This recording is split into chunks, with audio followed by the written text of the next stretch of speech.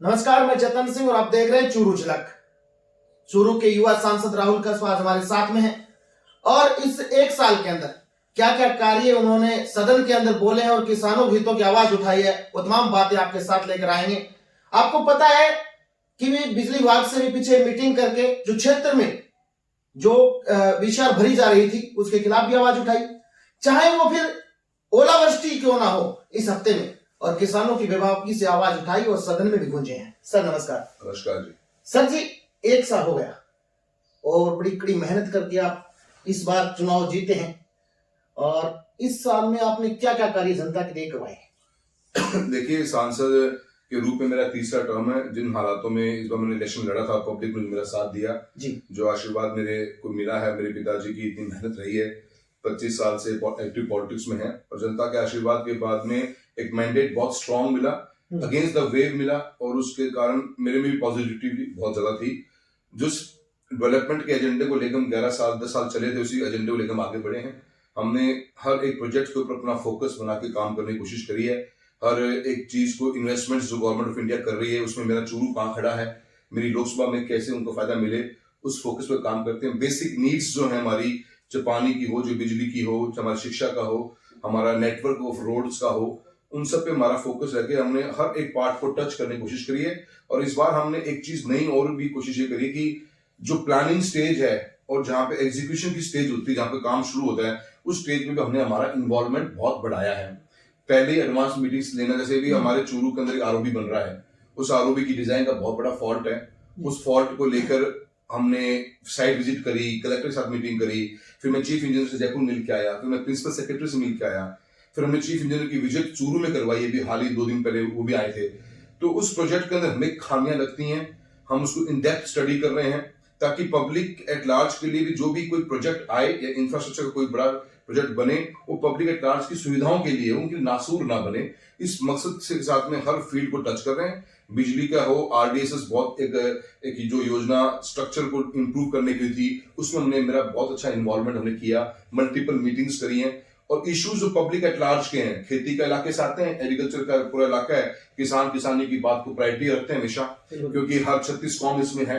और उसके अंदर बीमा के अंदर सरकार की जो लापरवाहियां रही हैं, सरकार जो कलम से मारने का काम कर रही है, ऐसे केस के अंदर उसके ऊपर फोकस करना, अधिकारियों से मिलना।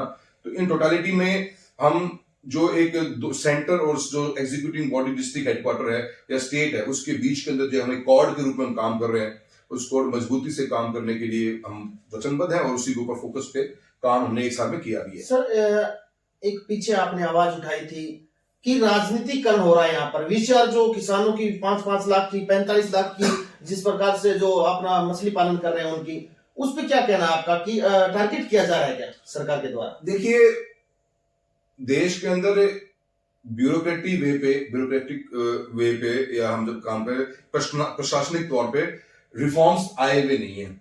इतने लूप होल्स हैं सिस्टम के अंदर कि वो लूप होल से पॉलिटी को, जिसकी सरकार हो जाती है, वो सोचता है कि मैं लोगों को दबा लूंगा, कुचल लूंगा, इनका नुकसान कर दूंगा और इनका वोट ले लूंगा, और इससे एक आम पब्लिक का जीवन बहुत ज्यादा परेशानी का सबब बना हुआ है। अब वीसीआर का कॉन्सेप्ट क्या है कि अगर आप थेफ्ट है, आपका चोरी हो रही है, तो चोरी को रोकने के लिए वीसीआर भरो। कॉन्सेप्ट तो यही था, पर क्या वीसीआर भरने से आपकी चोरी कम हुई? क्या आपके लॉसेस कम हुए? चूरू का टीएनडी लॉस है, जो ट्रांसमिशन एंड डिस्ट्रीब्यूशन लॉस है, वो ऊपर 25% से ऊपर जाता है। कितना कम कर पाए 10 साल के अंदर? और इनमें क्या अधिकारियों में करप्शन बढ़ता है, वो मर्जी आते हैं, उसी घर पहुंच जाते हैं। तो पिक एंड चूज करके जिन लोगों ने आज भारतीय जनता पार्टी की सरकार को वोट नहीं दिए, उनके घरों का बर्बाद करने में लगे हुए। एक किसान कहां से 5 लाख भर देगा? एक दुकानदार जो है अपना चक्की आटा लगाए बैठा हुआ है, कोई छोटी सी बात भी हो जाए तो उसको 5 लाख 4 लाख। तो ये पिक एंड चूज थी, और हमने सरकार को भी, अधिकारी को भी कहा कि या तो आप हमें दिखाइए कि भी इतना वीसीआर भरने से आपका इतना लॉस कम हुआ। कुछ नहीं हुआ, अधिकारियों के घर भर गए और नेताओं ने अपने फायदे के लिए लोगों को बर्बाद करने का काम किया है। सर, आपने सरकार में रहते हुए भी कार्य किया है, आप आज बड़े मजबूत विपक्ष के साथ हो, आप काम कर रहे हो, क्या अनुभव कहता है? सरकार के साथ अच्छा था या विपक्ष में जिस तरह काम कर रहे अच्छा है? देखिए, मैं ये मानता हूं कि अगर कोई योजनाएं बनती हैं तो देश के अंदर पूरे विकसित भारत की बात करी है प्रधानमंत्री महोदय ने, तो भारत का हिस्सा राजस्थान भी और राजस्थान का हिस्सा चूरू भी है और लोकसभा में भी है। तो अगर वो योजना बनी है तो काम करवाने मुझे तो कहीं जोर आता नहीं है। कोई अगर थोड़ी बहुत सरकार का प्रेशर कहीं होगा तो कोई डेवलपमेंट रोकने के लिए कोई कोशिश करेगा तो उसका हम आवाज पब्लिकली उठाएंगे। मुझे मेरे पर्सनल कोई काम करवाने हैं नहीं सरकार से, मेरे काम मेरी जनता के लिए हैं और बेसिक नीड्स के हैं। आप ही की योजना है, आपने कहा जल जीवन मिशन पानी पिलाएंगे जी। आप पानी पिला पाए? आपने 72% की एंट्री कर दी गवर्नमेंट ऑफ इंडिया के पोर्टल के ऊपर और टंकियां बनी नहीं है, तक गाँव में नहीं बनी अभी तक। टंकी बनी नहीं और आपने पोर्टल पे एंट्री कर दी। कौन जवाब दे इस बात का? आपने कहा कि हम आरडीसी स्ट्रक्चर को मजबूत करेंगे। आज चूरू लोकसभा क्षेत्र की हालत यह है कि अगर हमारे को 100% की इलेक्ट्रिसिटी होती है तो हमारे को 70% हमें यूज करना चाहिए। हम 120% यूज के लगभग पहुंचे हुए हैं, पूरा सिस्टम कोलैप्स पे है। हजारों मोटरें जल गई लोगों ने सरदार शहर विद्यासर के एरिया के अंदर, तो कौन जवाब दे देगा? तो हमें तो काम करवाना है और काम करवाने में कोई भी सरकार रोक नहीं सकती, ये हमारा हक है और हम इसके लड़ते रहेंगे। सर एक बात करूं तो अभी देखिए गर्मी आई है गई है, लगभग शुरू होने वाली है और हर बार चूरू की मैं बात करूं पूरे क्षेत्र की लाइट कटौती बहुत होती है, बहुत ज्यादा होती है। ना तो उसकी वहां कोई जिम्मेदारी समझता है ना ही सरकार कोई जिम्मेदारी समझती। इस बार क्या कुछ इस तरह का कुछ नया किया है कि लाइट जो जनता को पूरी मिलेगी? देखिए चूरू का मैंने बताया, हमने बेसिक ढांचे पे मजबूती से काम किया है और हमने 300 करोड़ रुपए के पहले भी हमने वर्क्स लेके आए थे आरडीसी स्कीम के अंदर। अभी हमने एडिशनल, अभी हमारे ढाणी में लाइट नहीं है, हमने ये एक्सरसाइज 2022-23 में कर ली थी। हमने डिपार्टमेंट को बोलकर हर ब्लॉक लेवल तक कितनी ढाणी कनेक्शन की डिमांड है उस डिमांड का हमने जनरेट करवाया था। चूरू के अंदर करीब करीब 48,000 ढाणियों को और भी रोशनी चाहिए। अभी भी हमारा ढांचा इतना वीक है कि 48,000 ढाणियां और पेंडिंग इरिगेशन के जो कृषि के कनेक्शंस को अगर दे दिए जाएं तो हमारा ढांचा उसको उठा नहीं सकता। हमने आरडीसी में उसका प्लान बनाया। अब राजस्थान सरकार के ने भेजा है एक प्रपोजल भारत सरकार को, जिसमें 1,40,000 ढाणियां लगभग पूरे राजस्थान की हैं, उसमें से 48,000 ढाणियां चूरू लोकसभा की भी हैं। सरकार का बिजली का जो ढांचा है वो इतना वीक है, उसके ऊपर काम ही नहीं हुआ है। एक, बिजली प्रोडक्शन नहीं है हमारे पास में, प्रॉपर परचेज करनी पड़ती है। दूसरा, हमारा स्ट्रक्चर बहुत कमजोर है और हमारे टीएनडी लॉसेस बहुत हाई है। इन तीनों को जब तक कंबाइन करके गवर्नमेंट काम नहीं करेगी तो बिजली की कटौती होती रहेगी और किसान और एक आम आदमी, व्यापार बहुत ज्यादा भुगतना पड़ता है। आज ये ऐसी हालत बन चुकी है कि इंडस्ट्री पनप नहीं पा रही राजस्थान में, क्योंकि इलेक्ट्रिसिटी का सप्लाई प्रॉपर नहीं है। तो ये मुझे तो लगता नहीं कि सरकार इस गर्मियों में क्या करने वाली। बिजली पानी बेहतरीन जो सबसे बड़ी जरूरत है आम आदमी की, वो सबसे बड़ी समस्या का सबब बनने वाला है। सर एक कानून व्यवस्था को लेकर भी काफी बार आप बोल चुके हैं कि इस संसदीय क्षेत्र के अंदर जिस प्रकार की कानून व्यवस्था बिगड़ी, आपने पीछे बोला भी था कि चोरी डकैती मामले बढ़ रहे हैं, कानून व्यवस्था पर आप सवाल उठा रहे हैं।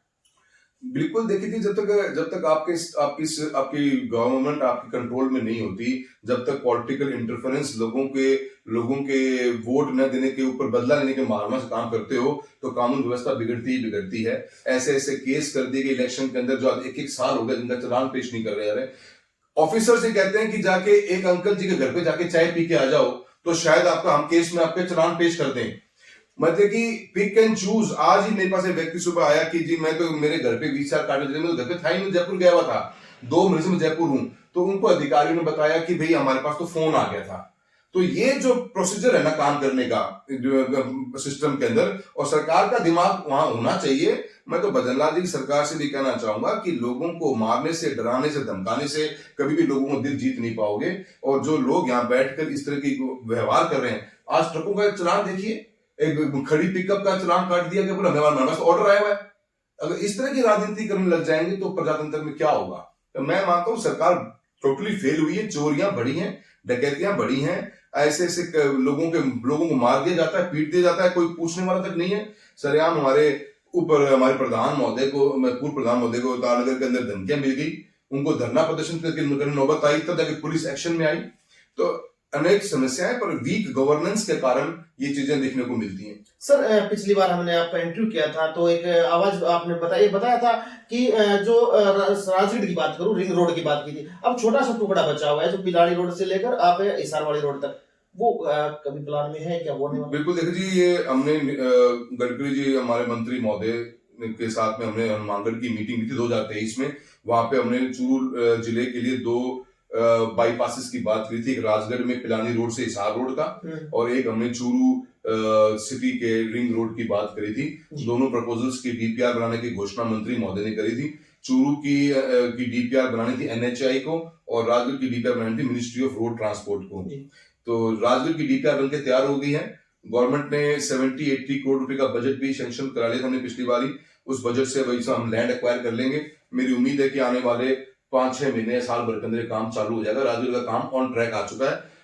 चूरू की डीपीआर में इशू ये रहा कि स्टेट गवर्नमेंट ने अनाउंसमेंट कर दी आधे पार्ट के ऊपर, जिसके कारण वो कुछ प्रॉब्लम में आया, पर अब हमारा वो डीपीआर का सेंक्शन निकल चुकी है। 45 लाख रुपए की डीपीआर चूरू NH52 से लेकर NH703 जो तारनगर जाती है और भालेरी, रतनगढ़, सदाशर रोड होते हुए दोबारा से रतननगर के पास जाके मिलेगी, उसी डीपीआर बनेगी। हम पूरे वचनबद्ध हैं। हमें उम्मीद यही है क्योंकि 2 ही हमारे ये शहर ऐसे हैं जिनके ऊपर NH निकलता है और इस NH को निकलने के हम भारत सरकार की पैसा जो देती है उसमें हम पैसा लाकर हमारे क्षेत्र को हम रिंग रोड के रूप में जरूर विकसित करेंगे। मैं पूरा विश्वास है मुझे कि हम जल्द इसका काम शुरू करवा सर, मेरे आखिरी 2 सवाल रहेंगे।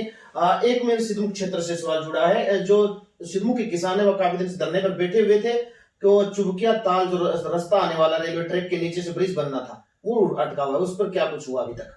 देखिए, आप उस ब्रिज की बात देखो, मैं आपको 2 बातें बतानी चाहूंगा साथ में। उस ब्रिज का गवर्नमेंट ने टेंडर निकाल दिया, फाइनेंशियल सेंक्शन निकल के आ गई। टेंडर अगर खाली टेंडर अवार्ड की इश्यू था, उसके ऊपर गवर्नमेंट जब चेंज हुई आके रोक लगा दी। विडम्बना की बात देखिए कि जिस काम का टेंडर भी निकल चुका हो, पैसा मिल चुका हो, उस काम को सरकार आके रोक लगा दे और 1.5 साल होने को हो जाए और सरकार उसको एक्शन ना ले तो क्या करेगा आम आदमी? वो कांग्रेस की गवर्नमेंट के टाइम पे सैंक्शन प्रोजेक्ट है, उसके पैसा वित्तीय स्वीकृति निकली भी है, सरकार को खाली रोक हटानी है। कि हमने कलेक्टर महोदय को भी कह दिया, ऐसी सी बात ऐसा तो नहीं है राहुल का सांसद बन गए तब रोक दी गई। देखिए, अगर इस तरह से अगर आप विकसित भारत का ख्वाब देखते हो तो कभी विकसित भारत बन नहीं पाएगा। रेलवे ने भी 300 करोड़ रुपए दिए थे फेज 1 के अंदर की आरयूबी बनाने के लिए। 46 आरयूबी बने थे बीकानेर डिवीजन में, जिसमें 21 अकेले हमारी चूरू लोकसभा के थे। अब उसको भी योजना चालू होनी थी, सारी तैयारियां होगी, डीपीआर बनी, अब सरकार ने वो प्रोजेक्ट भी बंद कर दिया। राजस्थान सरकार ने इस बजट में एक भी आरयूबी की घोषणा नहीं करी। कैसे ये आरयूबी बनेंगे? लोगों के खेतों के रास्ते बंद पड़े हुए हैं। सरकार का वादा करने के टाइम में इतने बड़े बड़े वादे किए गए, भागीरथ का नाम लिया गया, आज यमुना लिंक के प्रोजेक्ट के ऊपर कोई भी बातचीत तक हुई नहीं इस बजट के अंदर, न राजस्थान गवर्नमेंट के न भारत सरकार के। और जो डीपीआर वसुंधरा जी की सरकार के टाइम में और अशोक गहलोत जी के टाइम पे जो रिवाइज डीपीआर बन चुकी हैं, आज दोबारा से उस डीपीआर को बनाने की बात की जाती है। तेजावाला हेड से हटाकर ओखला इंडस्ट्री, ओखला के आसपास से कहीं से एक नई डीपीआर बनाने की बात करते हैं। कब तो वो डीपीआर बनेगी, कब यमुना लिंक का प्रोजेक्ट पूरा होगा, इतने में सरकार के जाने का टाइम भी आ जाएगा। तो मुझे लगता है सरकार के कथनी में करने में बड़ा भारी फर्क है और पब्लिक एट लार्ज के अंदर अगर आप इस तरह से काम करोगे कि घोषित काम को क्या बंद कर दोगे, 1.5 साल वेट करना पड़ेगा, तो मैं समझता हूँ बहुत गलत है। सर, लास्ट सवाल मेरा, आप कांग्रेस से हैं, कभी भी आपने प्रधानमंत्री के बारे में कुछ नहीं बोला, उनसे आपका कोई विरोध नहीं है, कभी भी नहीं बोला, ऐसा क्या कारण है? देखिए, प्रधानमंत्री महोदय रिस्पेक्टेबल हमारे पद को बैठे, देश के प्रधानमंत्री हैं। ऐसा कभी कोई चीज का मेरा अभी इस तरह का सामना हुआ नहीं है। हम जरूर कटाक्ष करते हैं हर योजना की। अभी भी मैंने आपको जो बात करी है, मैंने गवर्नमेंट जो चुनी गई है उसके खिलाफ में हमारा जो भी काम नहीं करते उसमें हमारा एक्शन बहुत स्ट्रांग रहता है। हम अपनी बात को रखते हैं, मजबूती से रखते हैं, चाहे बीमा की बात हो, चाहे बिजली की बात हो, पानी की बात हो। जिस प्लेटफॉर्म पे जहां लगेगा कि ये जो नीति गलत चल रही है, ये काम ढंग से नहीं हो पा रहा, उसमें मजबूती से बोलने का काम करते हैं। आज तक ऐसी कोई बात नहीं और न मेरे मन में कोई रिजर्वेशंस हैं, या आपने बात को पिक किया है, मीडिया की सोच इस हिसाब से है, पर मेरे मन में यस, देश के प्रधानमंत्री और हम सब एक सांसद के रूप में हमें उनकी हाई रिस्पेक्ट। राहुल केसवा से इंटरव्यू करें और काका का जिक्र नहीं आए तो इंटरव्यू की बात करना है। मैं बताऊं तो आप पीछे चूरू महोत्सव में एक मंच पर थे, कैसा अनुभव कर रहे थे, एक साथ थे आप?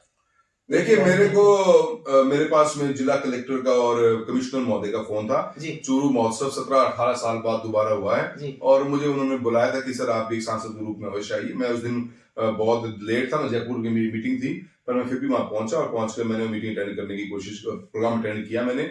मुझे अच्छा लगा कि क्योंकि चूरू की एक कल्चरल इवेंट होना चाहिए और ताकि हमारी आर्ट एंड कल्चर को हम शो कर सकें। मेरे काका से वहां पे कोई नमस्कार हुई, कोई बातचीत हुई। मैं एक सांसद के रूप में, मेरे चूरू का प्रोग्राम था तो मेरे वहां पहुंचना बहुत जरूरी था, मैं पहुंचा वहां पे।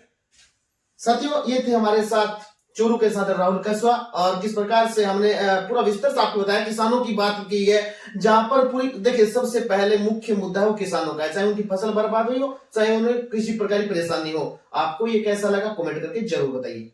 धन्यवाद सभी को भाई।